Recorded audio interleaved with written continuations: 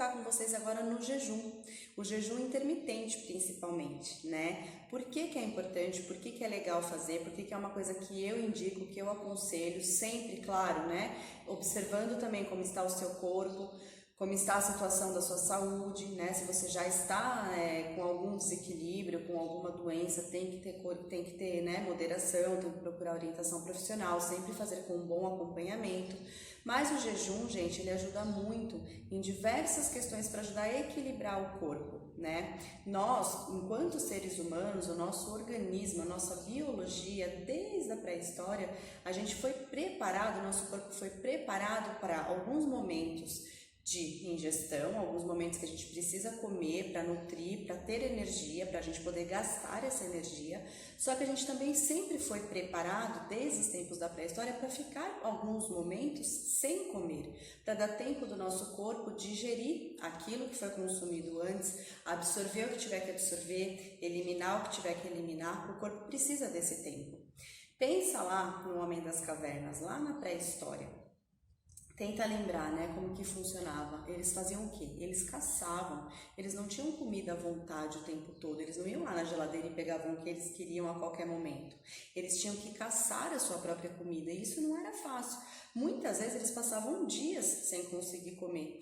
E com certeza, né, direto acontecia deles comerem, mas depois passarem por longos períodos, longas horas sem comer.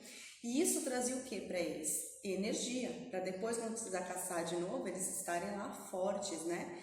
E a gente, né, com o avanço aí da tecnologia, da facilidade, né, da facilidade do acesso ao alimento, a gente tem facilidade de comer de tudo a qualquer hora, né?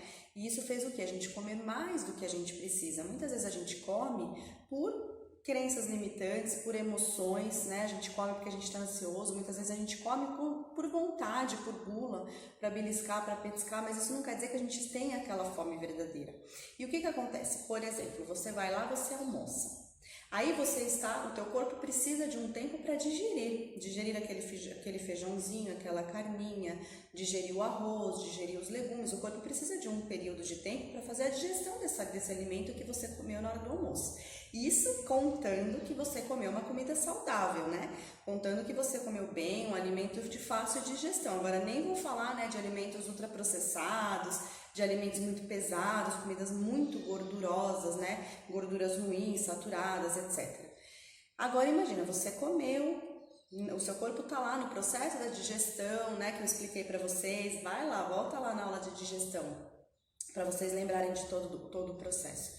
Então, o que que acontece? Se você vai e come 1 hora depois, 2 horas depois, 3 horas depois, enquanto o corpo ainda está naquele processo de digestão, você está impedindo, né? Você está jogando mais comida para dentro, você está atrapalhando esse processo natural da digestão e o corpo, né, fica meio, né, o seu sistema digestivo, sistema imunológico fica, opa, né? O que está acontecendo? O sistema hormonal, lembra que está tudo ligado? Opa, o que está acontecendo? Está entrando mais comida, preciso dar conta, preciso, né, fazer a digestão, precisa ver a questão da energia, o que dessa comida é importante para a gente colocar de energia dentro das células? Será que essa pessoa precisa de tudo isso para ter essa energia durante o dia? Será que não precisa? Então o corpo fica lá todo doido tentando, né, fazer a digestão de toda essa comida que é desnecessária, porque ela veio num momento que não era preciso ainda.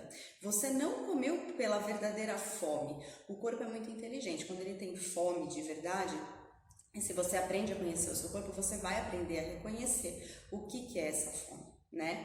Então você acaba atrapalhando todo esse processo digestivo, você acaba gerando mais toxinas, né, que na Ayurveda a gente chama de ama, e aí causa todo o desequilíbrio. Essas toxinas, né, muitas vezes desequilibra a inflamação intestina, acaba causando a desbiose, acaba causando lá a hiperpermeabilidade intestinal, você acaba mandando toxinas para a sua corrente sanguínea, ataca o sistema imunológico, ataca, né, os seus hormônios, enfim, acaba causando todo aquele desequilíbrio que eu explico para vocês.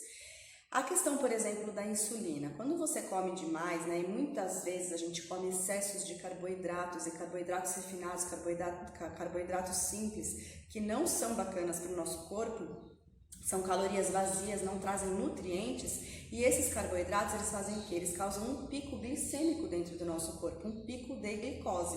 Essa glicose, quem que vai dar conta dela? Que vai tentar colocar ela lá dentro das nossas células para gerar energia para a gente poder fazer nossas atividades. No processo natural seria a insulina, então a gente libera a insulina para ela ir lá, né, e fazer um processo bonitinho de colocar essa glicose dentro das nossas células, e essa glicose viraria energia. Se a gente come uma quantidade adequada de carboidrato saudável, de carboidrato bacana, aí tá tudo certo, né? Você tá lá nos níveis certos da sua glicemia, a sua insulina vai lá, leva a quantidade que precisa para suas células e tá tudo perfeito.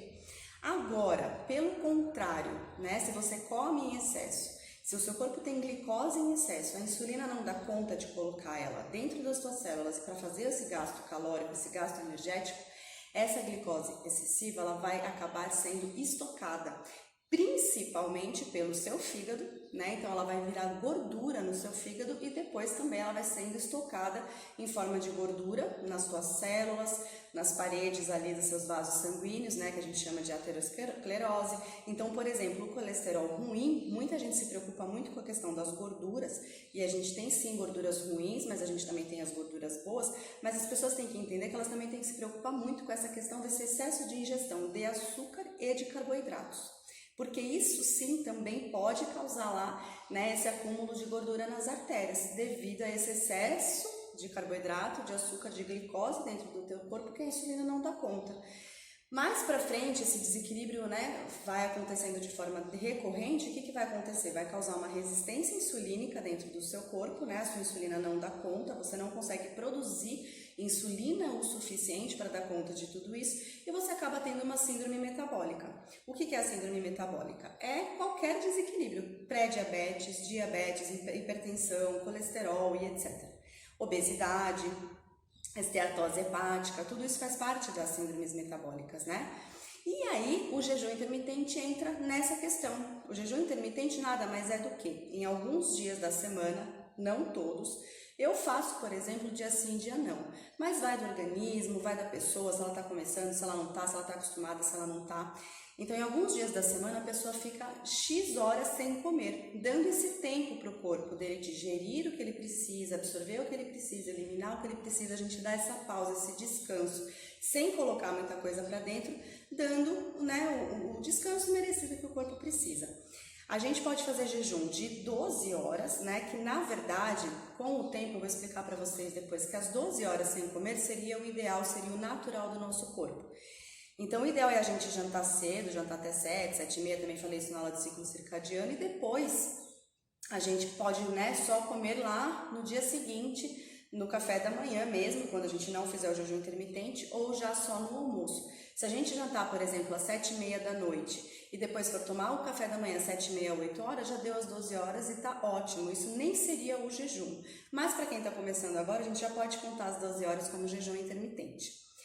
E depois a gente vai aumentando, né? Dia sim, dia não, 2 vezes na semana, 3 vezes na semana, a gente vai aumentando essas quantidades de horas sem comer. Então a gente pode passar de 12 para 14, 14 para 16, 16 para 18, tem gente que faz até 24 horas. Não é o caso aqui, não quero criar iogues, mas, né, se quem quiser acompanhamento, quem quiser saber mais, a gente tem pessoas que conseguem ficar até 24 horas sem comer.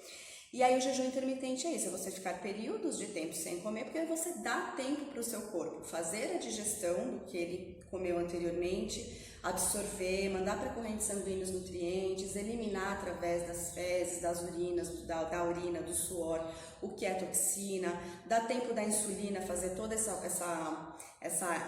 como é que eu falo, o serviço de porteirinho dela, de colocar a glicose dentro das células, dá tempo das células, né, de você queimar essa energia. E o mais importante, se você já tem uma síndrome metabólica, se você já está acima do peso, já tem sobrepeso, obesidade, o processo do jejum intermitente ajuda muito. Por quê? Porque quando você não ingere por determinado período de tempo calorias, você não tem essa energia para ser gasta, né? Você gastou toda a energia lá das suas células, acabou, você não colocou mais, o que vai acontecer? O seu corpo, de forma inteligente, ele vai buscar essa energia aonde?